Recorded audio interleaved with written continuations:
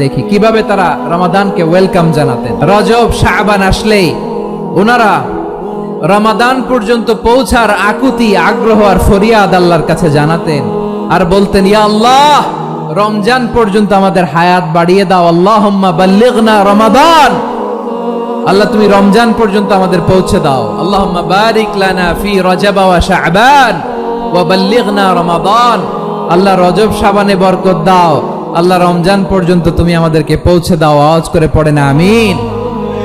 আমার প্রিয় চাঁপাইনবাবগঞ্জের ভাইরা, গত বছর অনেকের সাথে আমরা একসাথে রমাদান কাটিয়েছি, তাদের অনেকে দুনিয়াতে এখন বেঁচে নাই, এরকম আছে না নাই? এই যে আরো 7 দিন বাকি রমাদান আসতে, এই 7 দিন পর্যন্ত আমরা রমাদান পাবো, কোনো গ্যারান্টি আছে?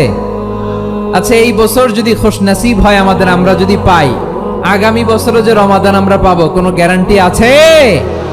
তাহলে আসুন আমরা ভেবে নেই, হতে পারে this Ramadan could be the last and final Ramadan in our life. হতে পারে এই রমাদানই হতে পারে আমার জীবনের শেষ রমাদান। ঠিক কিনা বলেন? তাই আসুন আমরা আল্লাহর কাছে দোয়া করি, আল্লাহুম্মা বাল্লিগনা রমাদান, আল্লাহ তুমি রমাদান পর্যন্ত আমাদেরকে পৌঁছে দাও। আওয়াজ করে পড়েন আমিন।